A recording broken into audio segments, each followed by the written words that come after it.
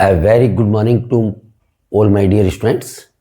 जैसा कि आपको विदित है, हम आपके समक्ष पेश करने जा रहे हैं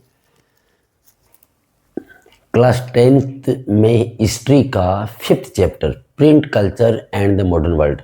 जैसा कि आपके समक्ष जो स्लाइड आपको दिखाई दे रही है, उसमें आप लोग देख रहे हो कि प्राचीन समय में जिस प्रकार से हमारे लोग या जो पूरे विश्व के अंदर जिस प्रकार से जहाँ पर ये शुरुआत हुई थी, इन्वेंशन इनका हुआ था, किस प्रकार से ये लोग इनको प्रिंट कर रहे हैं और यहाँ पर इसको पढ़ने का प्रयास कर रहे हैं, बनाने का प्रयास कर रहे हैं, वो आपके समक्ष आपको दिखाई दे रहा है।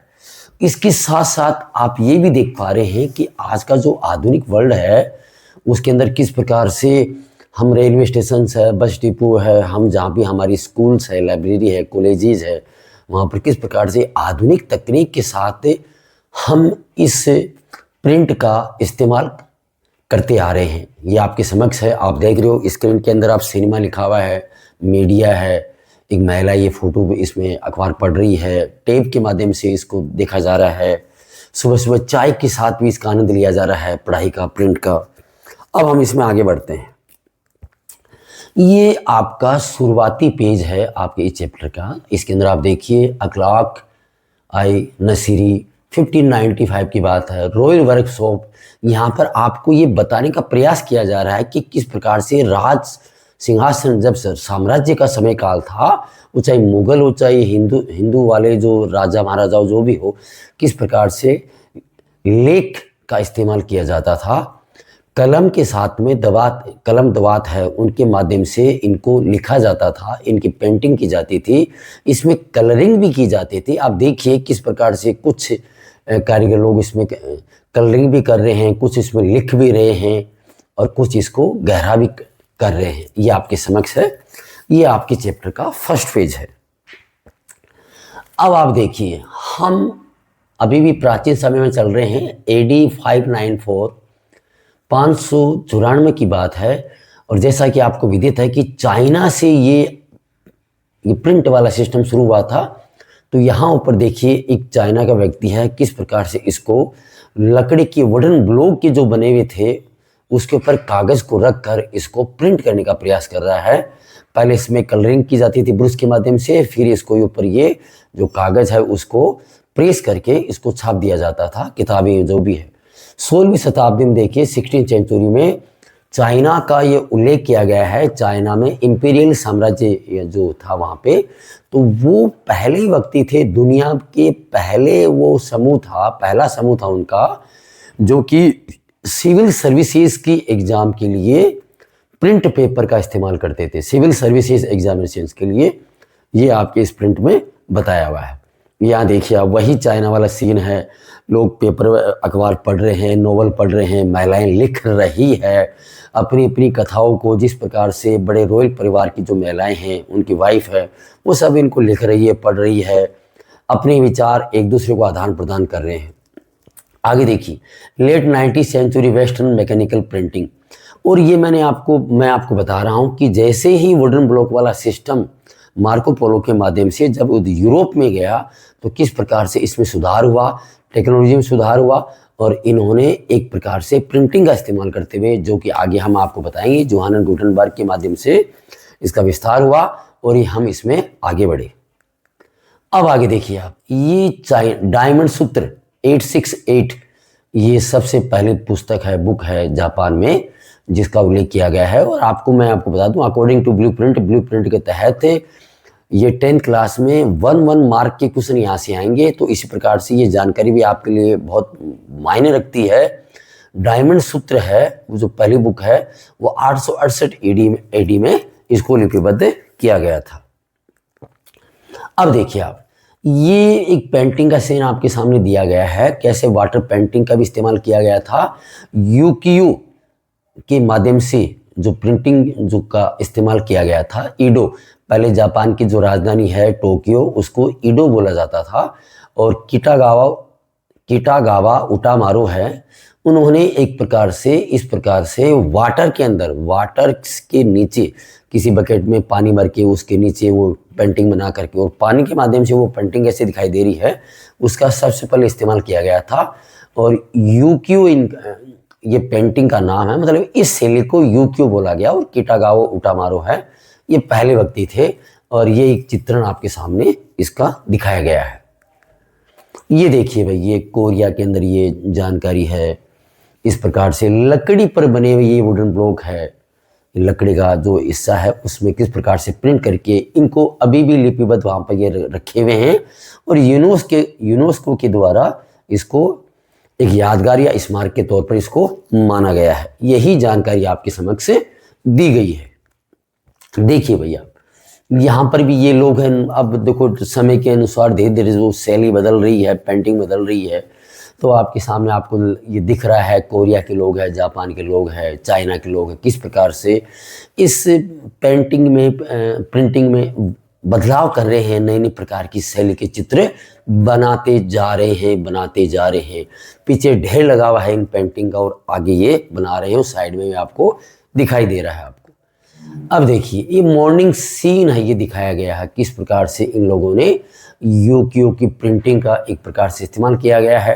ये मॉर्निंग सीन है, लोग बाहर किस प्रकार से सफाई कर रहे हैं, लोग यहाँ से नाव का इस्तेमाल कर रहे हैं, बाकी रोज़मर्रा के कार्य कर रहे हैं। और वहाँ पर आप उस घर के अंदर आप देख सकते हैं, वहाँ पर भी कुछ चाय वाय की इस्तेमाल की गई है। ये देखिए आप, यही वही अंदर वो कमरे वाला सीन है। सुबह सुबह महिलाएं चाय इनको बना रही है, अपने हस्बैंड जो भी घर के मालिक है उनको चाय पिला रही है। ये सारा सीन ऊकी की इस शैली का ये आपको दिखाया गया है। इस प्रकार से पेंटिंग का इस्तेमाल किया गया। अब ये देखिए आप, silk spices paper from China. China से जो पेपर था, कागज़ था, प्रिंट था, ये वहाँ यूरोप में गया। 11वीं सेंचुरी में मार्को पोलो के माध्यम से 1295 में वहाँ इटली पहुँचा। और इटली में ये वुड ब्लॉक वाला सिस्टम था, प्रिंट था। ये आपको दिखाई दे रहा आपको किस प्रकार से ऊँटों के काफिले के माध्यम से या कैसे भी है यूरोप पहुँचा। और उन्होंने इस तकनीक में थोड़ा बहुत सुधार किया। और यहाँ यूरोप में बाढ़ आ गई किताबों की, प्रिंट की। Merchants and students printed books, जो बच्चे हैं यूनिवर्सिटी के स्कूल के, वो भी इनको पढ़ रहे हैं। और व्यापारिक लोग हैं, इनको भी अपनी डायरी के लिए, अपने हिसाब किताब के लिए किताबें चाहिए, वो भी प्रिंट हो रही है। सब कुछ आपको दिखाई दे रहा है। देखिए आगे एक एक नंबर के ये क्वेश्चंस हैं, आपको उनको याद भी करें। Increasing demand for books, book fair, लो भाई पुस्तकों का मेला भी लगने लगा है। हैंड रिटन मैन्युस्क्रिप्ट्स है, ये एक्सपेंसिव एंड स्लो, कहीं कहीं स्पेलिंग मिस्टेक, एआई के माध्यम से जो भी है आप उसको इग्नोर करते रहें। हाथों से बनी हुई किताबें हैं, लिखी गई किताबें हैं, प्रिंटिंग के माध्यम से ये मार्केट में बिक रही है। अगले 15वीं सेंचुरी वुड ब्लॉक से बनी हुई किताबें हैं, कार्ड्स है, रिलीजियस किताबें हैं, टेक्सटाइल है, वो सारी की सारी प्रिंट में काम आ रही है। वहाँ देखिए गुटेनबर्ग ने भाई शुरुआत कर दी प्रिंटिंग प्रेस की भाई 1430 के लगभग जो भी है, इस प्रकार से क्विक रिप्रोडक्शन। और इनके माध्यम से किताबें और भी सस्ती हो गई थी और ज़्यादा प्रिंट इनका होने लगा था, बार बार इनका प्रिंट होने लगा था। वही आपके समक्ष आपको दिखाया जा रहा है। देखिए आप, जैन बुद्धिज्म है, ये देखो 150 मॉन्क्स फ्रॉम इंडिया, चाइना को, ये देखो ये सब कुछ जो भी चाहे सारे के सारे किस प्रकार से आपके सामने ये जानकारी दी जा रही है कि लोग इधर से उधर जो भी है ये इन प्रिंट को शेयर कर रहे हैं, आपस में कुछ सुख सीखने का प्रयास कर रहे हैं। यूनेस्को की मेमोरियल 2001 की जो कुछ किताबें हैं इनको भी यादगार बना के रखा गया है। जिगजी कोरिया के अंदर भी जो किताबें थी, इस प्रकार से लोग यहाँ से वहाँ इनको काम में लेते थे। और एक नई प्रकार की टेक्निक इसका भी इस्तेमाल इसमें किया गया। ये सब कुछ आपके सामने दिखाया जा रहा है, इसको सबको याद करें भैया। गुटेनबर्ग ने भाई ये प्रिंटिंग प्रेस बनाई है, कहाँ से कैसे बनाई भाई, अपने इनके पिताजी थे भाई, वो जूस निकालने का काम करते थे और वहाँ से भी उन्होंने कुछ सीखा। और इसके साथ साथ ये गुटेनबर्ग है, ये कोई सुनार के पास भी जाते थे, ज्वेलर्स के पास भी जाते थे, वहाँ से बहुत कुछ सीखा। और जो कुछ सीखा उसको इन्होंने खुद अपने तरीके में इस्तेमाल किया और इस प्रकार से एक नई चीज़ इनके सामने बनी। 1448 में इन्होंने जोहानन गुटेनबर्ग ने पहली बाइबल की बुक थी उसको प्रिंट किया, छापा। ये सारी ये जो कारनामे सब इनके बारे में दिया गया है। और 1448 में सबसे पहले उन्होंने जो किताब छापी उस किताब का नाम था बाइबल। और 180 कॉपी 3 साल के अंदर इसको कंप्लीट कर दिया था। यदि आज का वर्तमान का हम समय देखते हैं तो ये कार्य मुश्किल से 15 से 20 मिनट का होगा, लेकिन शुरुआत ऐसे ही होती है। 180 कॉपी इन्होंने 3 साल में पब्लिश कर दी थी। देखिए भाई किस प्रकार से टाइम चल रहा है आगे, और वो गुटनबर्ग वाली मशीन प्रिंटिंग प्रेस वो काम आ रही है। ये लोग अंदर बीच वाले हिस्से के अंदर इनका प्रिंट किया हुआ है, और बाहर ये लोग इसमें डिजाइन बना रहे हैं ताकि जिस व्यक्ति की जैसी ज़रूरत है वैसे इनका काम चलता रहे, होता रहे। महिलाएं पुरुष सब इसमें लगे हुए हैं। लेंस के माध्यम से भी करेक्शन किया जा रहा है, सब कुछ आपके सामने है। अब ज़माना आ गया 1450 से 1550 का ज़माना आ गया। कहाँ पहले सिर्फ 20 मिलियन कॉपीज़ थी, पहले सिर्फ 20 मिलियन कॉपीज़ निकाली गई थी, और 1450 से 1550 के बीच में 200 मिलियन कॉपीज़ की भरमार आ गई थी। पूरे यूरोप के अंदर इसकी भरमार आ गई थी। ये देखिए आपके समक्ष पूरा सिनारियो दिखाने का, एआई के माध्यम से पूरा सिनारियो दिखाने का प्रयास किया गया है। ज़रूर आपको पसंद आएगा हमारा कार्य। आगे देखिए आप, जोहानन गुटेनबर्ग है। ये जो दाएं हाथ की तरफ फोटो ये आपकी बुक से ली गई है, और बाएं हाथ की फोटो है ये एआई के माध्यम से आपके समक्ष पेश की गई है। यही वो शख्सियत है जिनको आज की दुनिया को इस शख्सियत का शुक्रगुजार होना चाहिए। किस प्रकार से उन्होंने इस बात की परंपरा को डाला था। जोहानन गुटेनबर्ग है तो भाई इन्होंने भाई किस प्रकार से कैसे 1 साइड पर आवर जो भी गुटेनबर्ग की जो प्रेस है तो ये 250 सीट्स है भाई, 1 साइड पर आवर इस प्रकार से स्पीड बढ़ गई थी। अब देखो ये आगे आपकी बुक का ये हिस्सा है, इसको कलरिंग किया गया है, आपकी बुक में ये दिया हुआ है किस प्रकार से प्रिंटिंग प्रेस जो होती थी उसमें काम होता था। दाएं हाथ की तरफ देखिए 2 बंदे हरे कपड़ों में आपको दिखाई दे रहे हैं। ये कंपोजिटर है, ये इसमें कैसे प्रकार से ये जो अक्षरों के जो मेटल्स के जो बने हुए हैं उनको ये सेट कर रहे हैं ताकि कुछ लिखा हुआ उसको प्रिंट किया जा सके। 2 नंबर पे ब्लू कलर के अंदर आपको दिखाई दे रहे हैं, ये उसके ऊपर इंक लगा रहे हैं। 3 नंबर पे जो बंदा खड़ा है वो जोहानन गुटेनबर्ग की जो प्रेस है उसे प्रेस करके उसको छाप रहा है। 4 नंबर पे आपको ये 2 बंदे दिखाई दे रहे हैं जो कुछ ये करेक्शन कर रहे हैं, पता नहीं कहीं कुछ गड़बड़ी हो, उसको वापस से इंक के माध्यम से उसको सही करने का प्रयास किया जा रहा है। लास्ट में बाएं हाथ की तरफ जो आपको दिखाई दे रहा है, ये जो पेज पड़े हैं ये पेज बिक्री के लिए पड़े हैं। मैं रिपीट कर दूं, 1 नंबर पे कंपोजिटर है, 2 नंबर पे उस पर इंक डालने वाले हैं, 3 नंबर पे वो बंदा वो प्रेस कर रहा है, जोहानन गुटेनबर्ग वाले उससे छाप रहा है, 4 नंबर पे ये 2 बंदे इसको करेक्शन कर रहे हैं, और 5 नंबर पे जो प्रिंट ये पेज पड़े हैं ये बिक्री के लिए पड़े हैं। आप सब इनको मैंने 2 बार रिपीट कर दिया है। अब आगे देखिए आप, सबसे पहले गुटेनबर्ग की जो बाइबल की जो बुक थी उसका ये इधर बाएं हाथ की तरफ ये जो मेन इसका प्रिंट का पेज है, और दाएं हाथ की तरफ हमने एआई के माध्यम से उसको साफ करने का प्रयास किया है। इस प्रकार से इसकी शुरुआत की गई थी। प्रिंट सिर्फ बीच वाला हिस्सा होता था और साइड में इसकी इस प्रकार से जो इनको खरीदते थे उनकी जो इच्छा थी उस प्रकार से इसको डिजाइन कर दिया जाता था। देखिए भैया प्रिंटिंग प्रेस है, न्यू रीडिंग पब्लिक है, किस प्रकार से लोगों में एक जुनून छा गया था कि किस प्रकार से हमें कार्टून की बुक चाहिए, हमें इन चीज़ों के लिए बुक चाहिए। ये सारा ओरल कल्चर, जिनको किताबें पढ़नी नहीं आती थी वो भी जिनको किताबें पढ़नी आती थी उनके माध्यम से उनको सुनने का वो आनंद लिया करते थे। चारों तरफ देखिए, और लोग जहाँ पर ये जाम शराब के प्याले भी छलकाया करते थे वहाँ पर भी किताबों को पढ़ा करते थे। शराब ही उसी संबंधित भी किताबें थी, उनको भी लिखा करते थे, लोग पढ़ा भी करते थे। इस प्रकार से एक प्रकार से बाढ़ आ गई थी। ये देखिए भैया बेलार्ड के बारे में बड़ी ही एक तरीके से इसको बताया गया है कि लोग भाई शाम के खाने का आनंद ले रहे हैं, शराब का सेवन भी कर रहे हो, साथ में एक बंदा है जिसको ये भाई पढ़ना आता लिखना आता है, वो बाकायदा उसको गा रहा है और गाकर सबका आनंद सबको दे रहा है। सीधी बात ये है, ये यूरोप का कल्चर है। हमारे भारत का कल्चर तो पता नहीं कब आएगा, क्या है पता नहीं, आ भी चुका होगा, लेकिन बेलार्ड के बारे में मैंने आपको बताया है। सब लोग आनंदित है। टेवरेंस, ये भाई मद्यशाला है, शराब की दुकान है जहाँ पर ये लोग आपस में एक दूसरे की जो जानकारी शेयर भी कर रहे हैं, शराब भी पी रहे हैं और शाम का आनंद भी ले रहे हैं, और इसको टेवरेंस बोला गया है। ये मैं आपको रिपीट कर दूं, ये आपका बेलार्ड और ये आपका टेवरेंस, ये दोनों 1-1 मार्क के हैं। इनकी वो जो डेफिनेशन आपकी बुक में दी हुई है मेन बुक में, उनको आप याद रखें, क्योंकि यहाँ से एक एक नंबर के क्वेश्चन ज़्यादा आने की संभावना है। Printed word, new ideas, old fears. अब क्या है कि धीरे धीरे जब किताबों की बाढ़ आने लगी तो भाई हम मनुष्य लोग हैं, उनका अलग, सबका अलग अलग दिमाग है। तो उन्होंने जब बाइबल को पढ़ा तो उनके दिमाग में कुछ अलग अलग जाति बिरादरियों के दिमाग में नए नए विचार है कि भाई ठीक है भाई यार, ये इनका लिखा हुआ है, इनका लिखा हुआ है, हमारा नहीं लिखा हुआ। इन्होंने अपने हिसाब से इनको लिखा है, हमारे हिसाब से इनको नहीं लिखा है। अब हम इन चीज़ों को हमारे हिसाब से लिखेंगे ताकि इन धार्मिक पुस्तकों का फायदा हमें मिले। ये सारी चीज़ें इसमें यहाँ पर दी हुई है। आगे देखिए आप, ये है मार्टिन लूथर सीनियर है, ये 1517 की बात है। तो इन्होंने कम से कम 95 थीसिस जो सिद्धांत थे वो छापे, और छाप करके वहाँ पर जो जर्मनी के अंदर जो एक चर्च था, उस चर्च के वहाँ दीवार पे चिपका दिया कि हिम्मत है तो ये चर्च वाले लोग हैं, इन बातों का जवाब दे। यदि जवाब नहीं दे पाए तो हम एक ईसाई धर्म के अंदर इन्होंने एक नए प्रकार का एक पंथ समुदाय शुरू कर दिया था, जिसको प्रोटेस्टेंट बोला गया है। इन्होंने कहा था कि printing is the ultimate gift of God and the greatest one.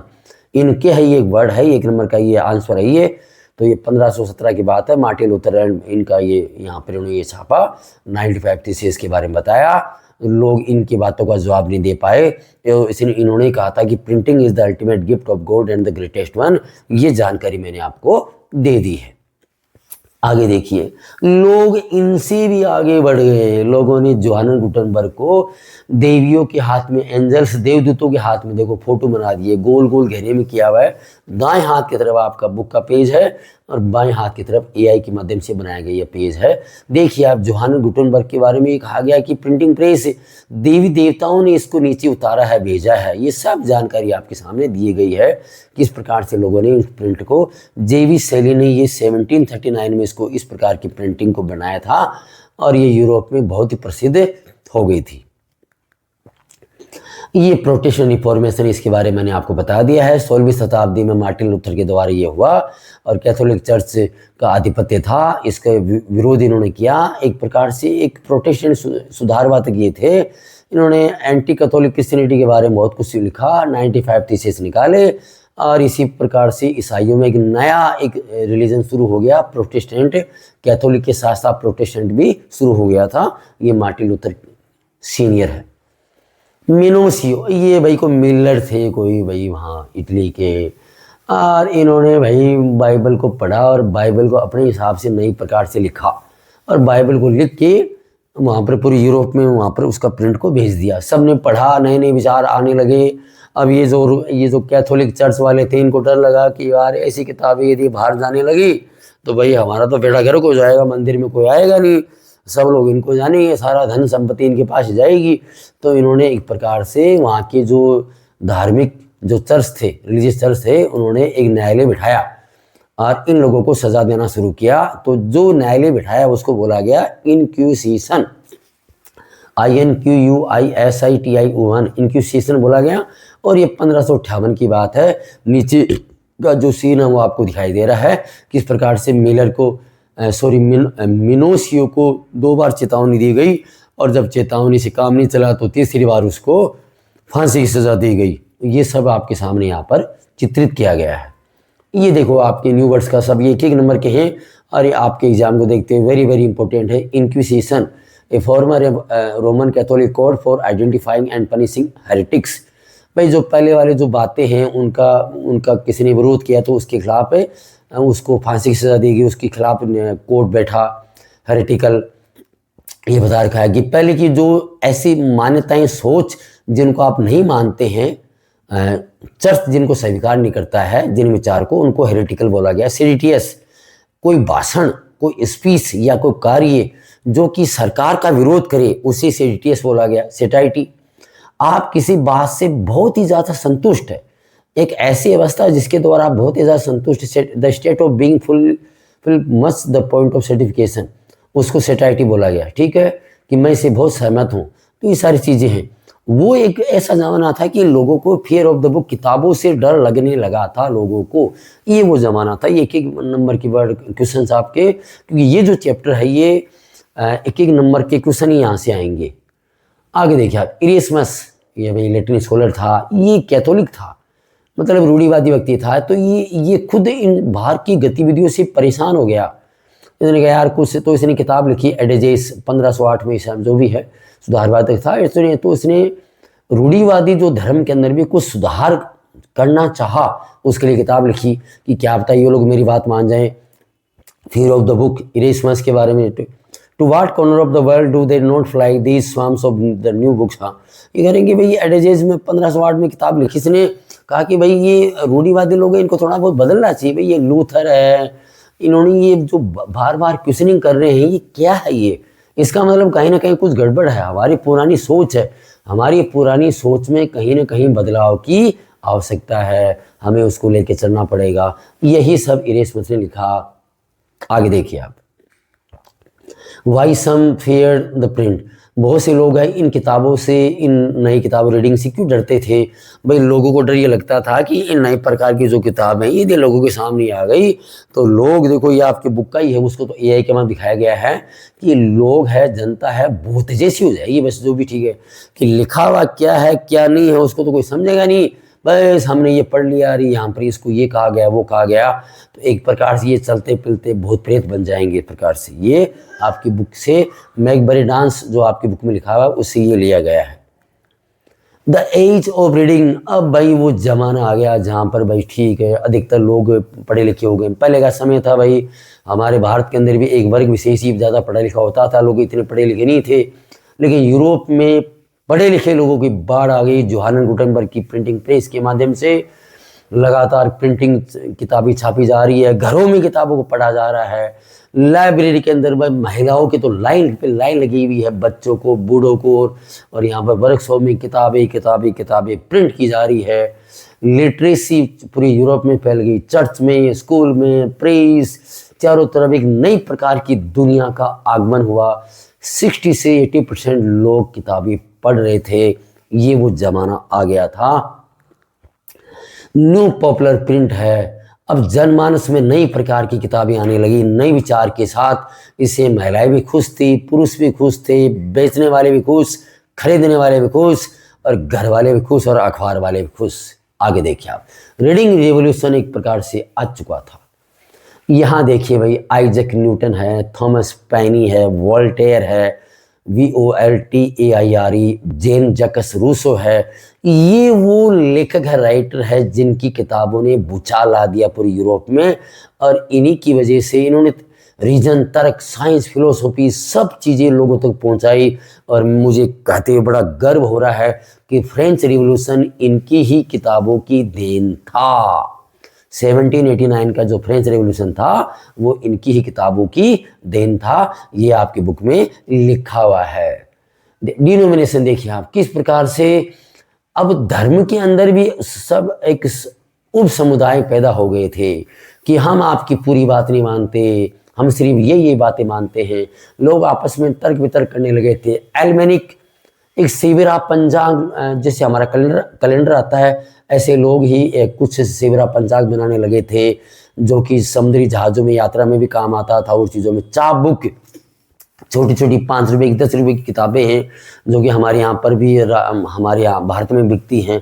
ऐसे यूरोप में इन किताबों की बाढ़ आ गई थी, लोग खरीदने लगे थे। देखिए आपके सामने दिखाई दे रहा है। अब देखो भाई, ये लंदन पब्लिशर डायरी है। लोग देखो लंदन में भी इस डायरी में अपने विचार लिख रहे हैं। विंटर में कि सर्दियों की कहानियाँ भी लोग पढ़ रहे हैं, एडवेंचर की कहानियाँ पढ़ रहे हैं, पति पत्नी एक साथ कैसे इन कहानियों के आनंद ले रहे हैं। मार्केट के अंदर भी हर दिन जो कुछ गतिविधि होती है उसका भी लेखा जोखा लिखा जा रहा है। महिलाएं जो सब्जी बेच रही है या जो भी है इस प्रकार से किताबें हैं उनको खरीद रही है, सब्जी बेचते बेचते सारे, मतलब सब के सब भाई किताबों में खो गए, एक नई दुनिया आ गई। और यहाँ देखिए आप, मिड 18th सेंचुरी की बात है ये conviction that books were A means of spreading progression enlightenment. लोगों ने ये मानना शुरू कर दिया कि किताबों के माध्यम से नई दुनिया हमारी धरती पे उतर रही है, सोसाइटी लिबरल हो रही है। और जो निराशा है, यहाँ पर ये चित्र दिया गया है, लुइस सेबेस्टियन मर्सियर का चित्र आपको दिया गया है। एक नॉवलिस्ट थे, 18वीं शताब्दी की बात है, फ्रांस से थे। इन्होंने डिक्लेयर किया the printing press is the most powerful engine of progress and public opinion is the force that will sweep despotism away. मैं इसका थोड़ा हिंदी में रूपांतरण कर दूं कि जो प्रिंटिंग प्रेस है ये सबसे पावरफुल इंजन हमारे सामने आया है, जो जनमत है, जनमत में जो निराशा है उस निराशा को बहाकर ले जाएगी। कौन? Printing press. ये लुइस मर्सियर ने, ये लुइस सेबेस्टियन मर्सियर ने कहा था, और इसलिए इन्होंने लास्ट में ये देखो मर्सियर प्रोक्लेम कर रहा है, tremble therefore tyrants of the world. अरे दुनिया में भय है इसलिए पूरी दुनिया भयभीत रहती है, लेकिन जैसे ही कोई राइटर बन गया, जैसे ही कोई राइटर बन गया, उसी दिन से वो भय इस दुनिया से दूर हो गया। आपको हाथ में कलम लेने की जरूरत है, और एक बार आपने लिखना शुरू कर दिया और दुनिया से भय गायब हो गया। The impact of the printed word, the power of reading. अब धीरे धीरे लोग अंधेरे के अंदर भी आनंद ले रहे हैं कि लोगों को अब अंधेरे का डर नहीं लगने लगा है। अब तो भाई ठीक है, उजाले की किरण के बारे में लोग सोचने लगे हैं। फ्रेंच रिवॉल्यूशन में भी इन सब का रोल है, वोल्टेयर का है, जीन जैकस रूसो है। ये मैंने आपको पहले बता दिया है कि इस प्रकार से ये प्रिंट कल्चर का इम्पैक्ट सबके सामने आया है। दुख दर्द सब भूल गए और सब आपस में पढ़ी लिखी बातों का आपस में चिंतन करने लगे थे। यही वोल्टेयर और जीन जैकस रूसो के बारे में कहा गया है। सब रीजन के साथ इनको देखने लगे थे। देखिए भैया, वोल्टेयर है, जीन जैकस रूसो है, there can be no doubt that. अब किताबों के माध्यम से अब कहीं किसी प्रकार की कोई शंका नहीं रह गई थी। लोग तर्क वितर्क करने लगे थे, वितर्क नहीं तर्क करने लगे थे, कुतर्क नहीं होता, और लोग ने भावनाओं को समझने लगे थे। यहाँ देखिए, अब लोग इस प्रकार की भी कल्पना करने लगे थे कि पहले सिर्फ एक वर्ग विशेष ही इन समय काल का आनंद ले रहा था। ऊपर देखिए आप फोटो में, यह आपकी बुक से लिया गया है, कैसे राजा महाराजा लोग हैं, शराबकार सबका आनंद ले रहे हैं और ये महिलाओं के साथ डांस कर रहे हैं, और लोग ऐसे समय का एक प्रकार से अनुमान लगाने लगे, कल्पना करने लगे कि एक दिन आएगा और ये भी, वो हमारे भारत में कहते हैं ना भाई कि भाई हंस चुकेगा दाना कौवा मोती खाएगा, वही बात है। ये देखो नीचे देखिए आप, ये राजा महाराजा लोग हैं, ये सामान को ढो रहे हैं और महिलाएं खेतीबाड़ी का काम कर रही है। ऐसा समय आएगा। ये वहाँ पर भी चित्रण, हमारे भारत में भी चित्रण है। ये आपकी बुक से लिया गया है। लाइब्रेरीज का उद्घाटन हो गया था और स्कूलों में कंपलसरी एजुकेशन कर दिया गया था। लाइब्रेरी है, महिलाएं लिखने लगी थी। ग्रीम ब्रदर्स की जो ये काल्पनिक कथाएं हैं, परियों की कथाएं हैं, वो मार्केट में आने लगी थी। वर्किंग क्लास भी ऑथर बन गए थे और लाइब्रेरी में लोगों की लाइन लग गई थी। ये सब कुछ आपके सामने बताया गया है, किस प्रकार से बच्चे हो, महिलाएं हो, पुरुष सब पढ़ने लगे थे। ये देखिए आप, 4 महिलाओं के बारे में, ये 3 महिलाओं के बारे में जिक्र है कि किस प्रकार से पूरे यूरोप में इन महिलाओं की जो लेखनी है वो प्रसिद्ध हो गई थी। Jane Austen, the Bronte sisters, George Eliot, इन तीनों के बारे में विस्तार से बताया गया और इनके चित्रण भी भाई हमने AI के माध्यम से आपको दिखाने का प्रयास किया है। इन्होंने बार बार भाई, ये महिलाओं ने एक अलग प्रकार के शो से लिखना शुरू किया। पूरे यूरोप के अंदर इनकी भाषाई शैली छा गई थी। आगे देखिए आप, ये थॉमस वुड है, योगशोर के मैकेनिक है, और ये भी जो अखबार के पेज है उनको पढ़ा करते थे। और शाम के समय में जब भाई इनको जब सर्दी लगती थी, अखबार को जलाया भी करते थे। ठीक है साहब, भाई तप लेते हैं भाई, काम कर लेते हैं भाई, ऐसा ज़माना आ गया था। थॉमस वुड के बारे में है, ये योगशायर की बात है। यहाँ देखिए भाई, प्रिंटिंग प्रेस है भाई, किस प्रकार से भाई आपकी बुक में होई के बारे में आपकी बुक में दे रखा है। इन्होंने एक सिलेंड्रिकल प्रेस एक बनाई थी और किस प्रकार से भाई ये 1 घंटे में ये किस प्रकार से लगभग आपके बुक में पूरी जानकारी दे रखी है। ये बहुत ज़्यादा भाई 1000 से भी ज़्यादा वो प्रिंटिंग छाप देती थी 1 घंटे के अंदर। ये नई प्रकार से सिलेंड्रिकल प्रेस ड्राइव इन्होंने 1850 के दशक में होई ने बनाया था। और उसके बाद में ये ऑफसेट, ये लिथोग्राफी का ये प्रिंटिंग प्रेस भी आ गई थी, जिसमें 6 कलर से 6 कलर से इसमें प्रिंटिंग होती थी। मतलब कलर्ड प्रिंटिंग प्रेस भी आ गई थी। जानकारी दे दी गई आपको। देखो ग्रेट डिप्रेशन के अंदर जैसे ही भाई आर्थिक महामंदी आई 1928 में इंडिया में आई, 1929 में दुनिया में आई और 1930 के अंदर किताबों में आ गई। तो किताबों में यदि आर्थिक महामंदी आई तो उसका फायदा क्या हुआ? फायदा यह हुआ कि छोटी छोटी किताबें कम पैसे में मार्केट में आने लगी और लोग इनको पढ़ने लगे थे। अब आगे देखिए आप, ये भाई रेलवे स्टेशन का सीन दिखाया गया है लंदन का। कैसे रेलवे स्टेशन के देखो ये गाड़ियाँ चल रही है और वहाँ पर दीवार देखो पूरी पेंटिंग की गई है भाई। आपसे भाई किताबें छोटी छोटी चाप बुक ले लो, ये ले लो, वो एडवर्टाइजमेंट यहाँ पर दिखाया गया आपके समक्ष। देखिए आप, कितना अच्छा लगेगा आपको। शाबाश, शानदार जानदार भाई यार, कार्य अच्छा किया गया। ये भाई मैन्युस्क्रिप्ट है, ऊपर ब्लैक में लिखा हुआ मैन्युस्क्रिप्ट आपको शायद दिखाई दे रहा होगा आपको। ये भाई हमारे भारत के अंदर देखो पांडुलिपि इनको बोलते हैं, और इनको किस प्रकार से इंक दबा से लिखा गया है इनको। अब देखो भाई हमारे भारत में भाई प्रिंटिंग प्रेस का आगमन हो गया है। ये जो पोर्तुगीज लोग थे हमारे इंडिया में, गोवा में सबसे पहले प्रिंटिंग प्रेस मशीन आके उतरी थी, और 1556 की ये बात है। तो ये 1 मार्क का ये आंसर है, ये गोवा में सबसे पहले आई थी पोर्तुगीज लोगों के द्वारा, और 1556 में। अब इंग्लिश प्रेस है भाई, हमारे यहाँ पर भी अखबार छपने लगे थे भाई। तो जेम्स हिकी पहले संपादक थे, बंगाल गजट इन्होंने भाई सबसे पहले अखबार छापा कलकत्ता में, 1780 की बात है। और भारतीय को भी इनके बारे में इनको अवगत करवाया। देखिए भाई जेम्स हिकी साहब है ये। और भाई ये गंगाधर भट्टाचार्य साहब है, ये बंगाल गजट भाई इन्हीं की देन है, राम मोहन राय के मित्र थे। और कलकत्ता में 1780 में भाई ये इन्हीं की देन है। जेम्स हिकी को इन्होंने हायर किया था। लो साहब, पैसे उनके पास थे, और ये देखो साहब ये भी कर लिया, सारा काम होने लगे। तो भारतीय और अंग्रेज लोग मिलकर अखबार छापने लगे थे। अब लोग ये जो किताबों में जो छपता था, अखबार में छपता था, लोग उनसे भाई तर्क वितर्क करते थे भाई, कौन सी बात धर्म के अनुसार सही है, कौन सी बात भाई तुम्हारी सही है। ईसाई अपनी बात को सही मानते थे, भारतीय लोग अपनी बात को सही मानते थे। तो ये 1821-22 की बात। अभी राम मोहन राय, गंगाधर भट्टाचार्य, बॉम्बे समाचार, ये सारी चीज़ें आप ये किताबें इनको भाई इस्तेमाल करने लगे थे। अब भाई डिबेट चल रही है भाई, राम मोहन राय ने भाई किताबें लिखी, समाज कौमुदी, और ये सब ये, और भी उस वक्त भी हिंदू ऑर्थोडॉक्स किताब समाचार तंत्रिका भी आई थी। फिर ये पर्शियन अखबार भी आ गए थे, जामे जहाँ नामा, समय शमसूल अखबार, ये किताबें ये अखबार भी, पर्शियन अखबार भी आ गए थे। मतलब आप ये मान सकते हो कि भारतीयों में अखबार छापने की ओर लगी थी, और लोगों को में पढ़ने की ओर लगी थी कि कौन सी बात कितनी सही है, कौन सी बात कितनी गलत है। लोग उस पर तर्क वितर्क करने लगे थे। और सबके माथे देखो भाई चिंता भी साफ साफ दिखाई दे रही भाई, चिंतन के साथ साथ देख लो भाई आप। अब भाई भारत में भाई बात आई थी मुसलमानों की। तो 1867 में भाई देवबंद समुदाय भाई, इनको भी बड़ा डर लगा भाई। हमारे यहाँ उलेमा है, मौलवी साहब, इनको भी बहुत डर लगा भाई कि क्या करें भाई, कहीं ये अंग्रेज़ों की नई सोच, नई टेक्निक हमारे जो मुस्लिम बिरादरी के अंदर कहीं कुछ बदमाशी न गड़बड़ ना कर दे। तो भाई इन्होंने कुरान शरीफ और हदीस के जो किताबें लिखी हुई थी, उनकी एक एक आयतें वो उनको छाप के अपने सभी बिरादरी के लोगों के बीच में छपवाया, उनको उनमें छाप के उनके बीच में भिजवाया। तो भाई जिन कोटेशन भिजवाया उनको फतवा बोला गया कि हमारे इस्लाम धर्म में जो लिखा गया है वो सही बात है, इस फतवे के तौर पर ये है। आज भी ये देवबंद समुदाय है, विस्तारित रूप में आज भी यूपी में फैला हुआ है।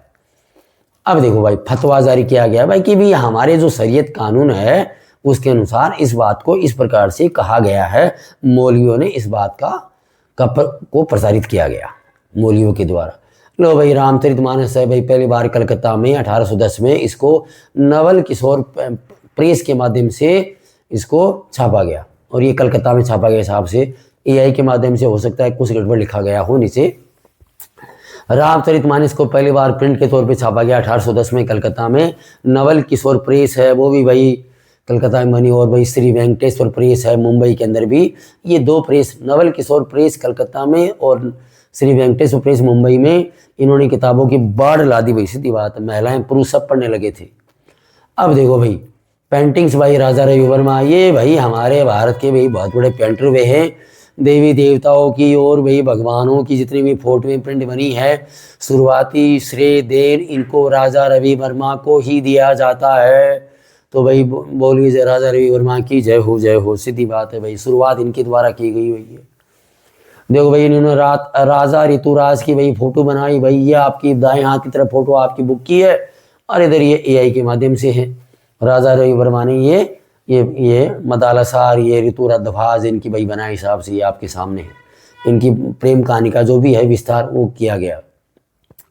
महिलाएं भाई किताबें पढ़ने लगी थी, इनको महिलाओं को भाई पढ़ाया जाने लगा, भाई तुम इस प्रकार से किताबों को पढ़ो लिखो, ये जो कुछ भी है। तो महिलाओं का बहुत अच्छा योगदान रहा उनको जागरूक बनाने में प्रिंट का। ये नॉर्थ इंडिया की बात है भाई, आपकी बुक में दे रखा है। साहब साहब की एक लड़की थी, एक बहुत अमीर परिवार से थी, वो भाई अरेबिक नहीं पढ़ना चाहती थी, उर्दू पढ़ना चाहती थी। उसके बारे में ये उल्लेख किया गया, उसके पिताजी ने उसकी हेल्प की। ये राज सुंदरी देवी है, उच्च परिवार की, बंगाल के परिवार वहाँ की है।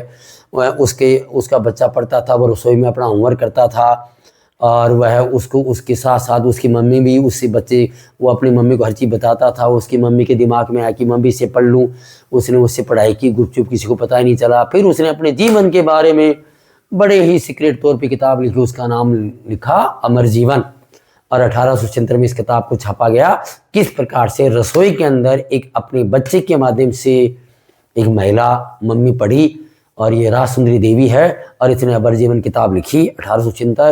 राज सुंदरी देवी की जय हो। महिलाओं के लिए बहुत उत्थान की बात है। अब बात आते हैं भाई, ये इधर बंगाल में कैलाश भासिनी देवी है, इसने भाई इन प्रिंट का बहुत अच्छा इस्तेमाल किया। ताराबाई शिंदे है, 1800 कैलाश भासिनी देवी 1860 के दशक में, ताराबाई शिंदे 1880 के दशक में महाराष्ट्र, और पंडिता रामाबाई है, ये भी 1880 दशक महाराष्ट्र।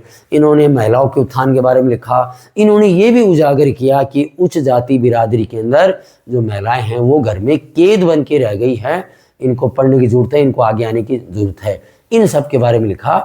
और ये 1 मार्क के क्वेश्चन है जो आपसे पूछा जा सकता है, वो मैंने ऊपर हेडिंग के तौर पर लिख दिया है। ये भी आपके 1 नंबर का क्वेश्चन है। बेगम रुकैया साखावत हुसैन है, SAHAKAWAT, इस पर थोड़ा ध्यान रखिए। 1926 में 1926 में बेगम रुकैया साखावत हुसैन है। इन्होंने भाई बड़ा ही विरोध किया कि जो महिलाएं हैं उनका घरों में किस प्रकार से क्या हालत हो रही है। इन्होंने बंगाल में विमेंस एजुकेशन कॉन्फ्रेंस में एक भाषण भी दिया था। तो भाई इसके बारे में 1 मार्क क्वेश्चन में आपका जानकारी, आप ध्यान रखिए इसका। ये भाई एक किसी ने चित्रण किया था, ये इंडियन चारीवारी, इसमें ये नीचे गणेश जी बनाए हुए हैं, देवी देवता जो भी है ऊपर। ये वास्तव में आपकी बुक से फोटो लिया गया, मैंने कलर कर दिया इसको। ये भैया अंग्रेज अधिकारी हैं, और ये एक प्रकार से भारतीय राजा महाराजा पंच सरपंच जागीरदार इन सबको अपने अंगुलियों पे नचा रहे हैं। ये सब कुछ यहाँ पर दिया गया है। अब देखो भाई, ये भाई स्त्री धर्म विचार रामचंद्र ने लिखा। भाई ये सरदारों के बीच में भी जागृति आ गई कि महिलाओं को इस प्रकार से घर के अंदर रहना चाहिए, उनको ये काम करना चाहिए। इसके साथ साथ खालसा ट्रैक्ट जो सोसाइटी है सरदारों की, उन्होंने भाई कहा भाई महिलाओं को शिक्षित बनाओ। जब महिलाओं को शिक्षित बनाएंगे तो इनको बोलने की भी भाई किस प्रकार से बात करनी चाहिए, बोलना चाहिए, वो सब कुछ जानकारी आ जाएगी। तो ये आपके 1 मार्क के क्वेश्चन के आंसर है, मैंने आपको AI के माध्यम से बता दिए। घोर कलयुग आ गया है, देख लो आप। ये मेरा फेवरेट ये पेंटिंग मैंने आपके सामने, ये उधर दाएं हाथ की तरफ आपके ये बुक लिया गया, और बाएं हाथ की तरफ ये AI के माध्यम किया गया है कि भाई जो पत्नी है वर्तमान समय भाई मेरे बच्चों साथ यही चल रहा है, पत्नी पति के सिर पर तोता बन के बैठी है। तोता इसके हाथ में है नहीं, पति को तोता बना रखा है कि तू ऐसे बोल। और इस पति को इतना मजबूर कर दिया है इस पत्नी ने कि ये अपनी माँ के भी गले में इसने चेन डाल दी है कि मैं तुझे ऐसे कह रही हूँ और तू तेरी माँ को ऐसे नचा, इस प्रकार से ऐसे घुमा, जो भी है। घोर कलयुग के बारे में ये चित्रण किया गया है कि पति पत्नी का तोते की तरह बातों को मानेगा, और पत्नी पति के सिर पे चढ़ जाएगी, और पति बोलेगा लेकिन शब्द किसके होंगे, वो विचार किसके होंगे, पत्नी के होंगे, और घर में ये राड़ करवाएगी, कलह करवाएगी। ये घोर कलयुग का चित्रण आज से 200-250 वर्ष पहले ही किया गया था। सूर्य चंद्रमा ऊपर दिखाई दे रहे हैं, उनकी कोई नहीं सुनेगा, पत्नी सब कुछ हो जाएगी, और माँ को वो नचवाएगी, अपनी सासू माँ को नचवाएगी। ये सब यहाँ पर दिया गया है। चलो आगे बढ़ते हैं। आनंद आ गया। ये द बटाला है, ये सेंट्रल कलकत्ता में भाई ये मार्केट है। मार्केट में किताबों की बाढ़ आ गई। आप देखिए किताबों को बेचने वाले, खरीदने वाले, पढ़ने वाले, महिलाएं पुरुष, कचरा वचरा सब पड़ा है, सब दिखाई दे रहा है आपको। ये मार्केट है भाई ये। अब ये देखो साउथ इंडिया के अंदर भाई लाइब्रेरी खुलने लगी है, लोग भी ठेलों पर किताब बेचने लगे हैं, खरीदने लगे हैं, स्टॉल लगने लगी है किताबों की। सारा ये कॉलोनी पीरियड का ये 1910 के लगभग की बात जानकारी दी गई है। काशी बाबा मील भरकर भाई इसने किताब लिखी छोटे और बड़े का सवाल 1938 में। और एक किसी मजदूर ने छद्म नाम से, सुदर्शन चक्र के नाम से सच्ची कविताएं किताब लिखी 1935 और 1955 के बीच में। ये वर्कर्स लोग भी इंटरवल के समय में किताब पढ़ने लगे थे। और फैक्ट्रियों से भी भाई इन्होंने अपने संघर्ष के बारे में बहुत कुछ लिखा। सेल्फ एक्सप्रेशन, अपने खुद के विचारों के बारे में भी खूब लिखा। ये सब आपके सामने दिया हुआ है। अब भाई भारत में प्रेस फ्रीडम की आज़ादी पर भी कंट्रोल होने लगा था। 1820 के दशक में जो सुप्रीम कोर्ट था उस कलकत्ता में, वहाँ पर ये विचार लोग करने लगे थे कि भाई हमें इन्हें प्रिंटिंग प्रेस पर रोक लगानी चाहिए। लेकिन वो मामला रफा दफा हो गया था कि भाई रोक लगाए तो कौन लगाए। 1835 के अंदर भी भाई बहुत कुछ ऐसा लिखा जाने लगा था जिसकी वजह से सरकार को, अंग्रेज़ों की सरकार को डर लगने लगा कि अब तो प्रिंटिंग प्रेस पर रोक लगाई जानी चाहिए। 1835 के अंदर भी लिबरलाइजेशन लोग बहुत परेशान थे। जनरल विलियम बेंटिंग भी परेशान था, थॉमस मैकाले भी परेशान थे। फिर भाई 1878 आया, वर्नाकुलर प्रेस एक्ट लागू कर दिया गया और ये आयरिश जो कानून बना था उस पर आधारित था। और 1878 में जब ये वर्नाकुलर प्रेस एक्ट जारी हुआ, उसके बाद में भारत की जितने भी जो ये प्रिंटिंग प्रेस की मशीनें थी, अखबार छपते थे, सब पर एक प्रकार से पाबंदी लगा दी गई थी कि आप लोग हमारे अनुसार कुछ चीज़ों को छापोगे। और भाई ये जानकारी दे रखी है भाई कि 1907 में बाल गंगाधर तिलक का जो अखबार छपता था केसरी, जिसमें बहुत सारे खुले विचार थे, उसकी वजह से उनके खिलाफ वारंट जारी कर दिया गया था 1907 में। तो क्या करें भाई, बाल गंगाधर तिलक को भूमिगत होना पड़ा था। एक जानकारी मैंने यहाँ पर नहीं लिखी, 1908 में इनको गिरफ्तार करके जेल भेज दिया गया था। तो बच्चों यहाँ पर देख लो, 1907 में इनको भूमिगत किया गया था। और आप ये मेरी आवाज़ को सुन लें, 1908 में इनको जेल में डाल दिया गया था, जिसकी वजह से इसका बहुत ज़्यादा विरोध हुआ था। अब भाई ये आपकी जानकारी दे दिया कि स्टेट्समैन भाई ये अखबार निकलता था 1877 में और इसके एडिटर थे सैंडर्स, इनके एडिटर थे। ये जानकारी मैंने 1 मार्क की आपको दे दी है। स्टेट्समैन अखबार है, 1877 में ये इसका स्थापना हुई और सैंडर्स इसके एडिटर थे। अब देखो भाई, धीरे धीरे हमारे भारत के अंदर इस आज़ादी का, प्रेस की आज़ादी का विरोध होने लगा। तो जो डिफेंस ऑफ इंडिया एक्ट है, ये ऐसे कुछ कानून पारित किए गए। और आप अखबार में भाई ये लड़ाई से संबंधित न्यूज़ है, गलत नहीं छापोगे। क्विट इंडिया मूवमेंट 1942 के समय में भी भाई पहले आप हमें रिपोर्ट करोगे तो बाद में आप छापोगे। प्रिंटिंग प्रेस पर उनको भाई पाबंद किया गया, उनके कार्य को रोक दिया गया। कम से कम 90 अखबार वाले थे जिनको कुचल दिया गया, जिन पे तालाबंदी लगा दी गई। ये सारी जानकारी आपके यहाँ पर दी गई है। लास्ट में भाई हमारे प्रिय महात्मा गांधी जी का एक आलेख है 1922 का, क्या हुआ, लिबर्टी ऑफ स्पीच के बारे में इन्होंने लिखा था। महात्मा गांधी ने कहा था कि किसी की ये आज़ादी है कि किसी की क्या भावना है, किसी क्या सोच है।